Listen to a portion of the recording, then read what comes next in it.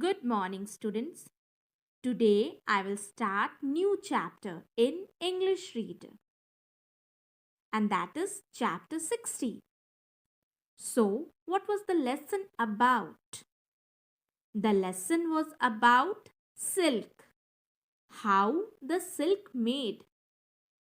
So, children, we are all familiar about the silk clothes. We use occasionally for any grand functions and celebrations because it is very costly, right? So, this is the lesson about how the silk made. This is the silkworm. From the silkworm, we get the silk. So, now let's proceed with the lesson. And the lesson is China silk. And this lesson is written by Sudha Murthy. So, children, first let's know about Sudha Murthy. So, Sudha Murthy is an Indian engineering teacher, author, and a social worker. She born on 19th August 1950 in Chicago in northern Karnataka. She is very generous lady and denotes a lot for the society. She is also the chairperson of the Infosys Foundation. So now let's continue the lesson. So let's read. A long time ago, in a tiny village in China, there lived a poor girl from a weaver's family. One day, the emperor was passing through the village and saw her walking in the fields. He noticed her red cheeks and rosebud like mouth, her proud bearing, and her rough, work worn hands, which meant she worked very hard through the year. He immediately fell in love with her, and though he was much older, decided to marry her. So, there was a village in China. There lived a poor girl, and she was from weaver family.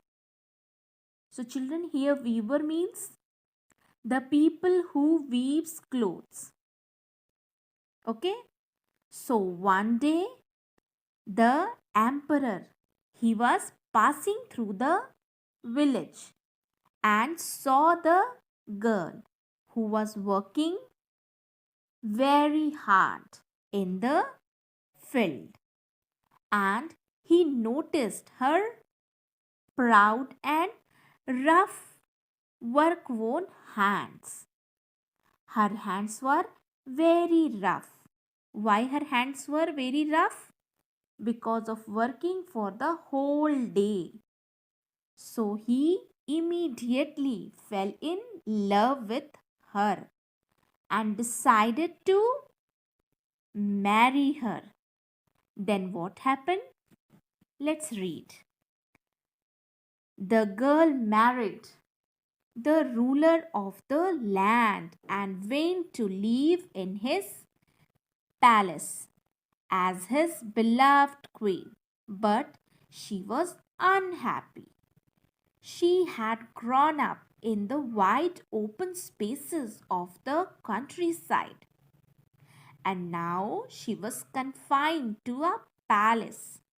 She was used to working from dawn to night without a moment's rest. But now she had many servants to take care of her needs and did not know how to fill her time.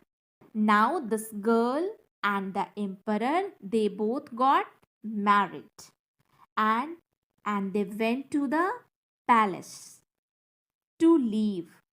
But this girl, this queen was unhappy.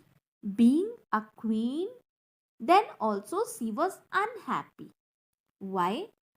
Because she's used to live in an open space along with her families and friends, and she has the habit of working from the morning to night without single minute rest. But now, after becoming a queen, she has got many servants to do all the work.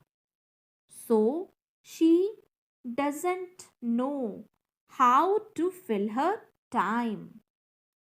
So she was feeling very unhappy. Okay. Now here's some word meaning. Countryside. Countryside means the land and scenery of a rural area. Here confined means restricted.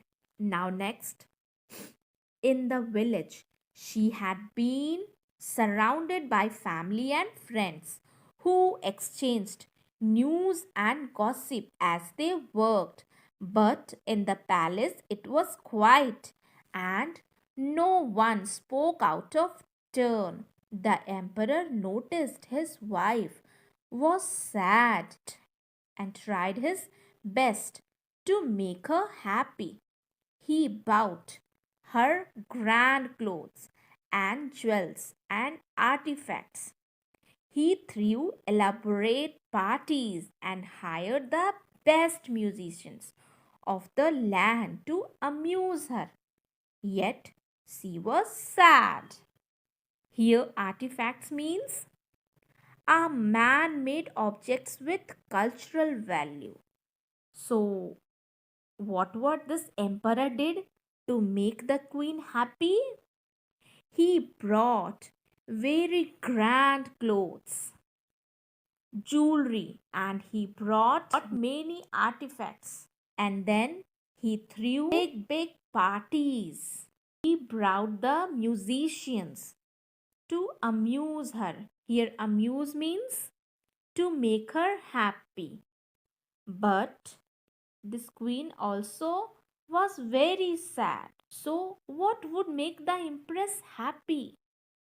So, do you have any idea? Now, let's see what would make the empress happy. So, let's read next.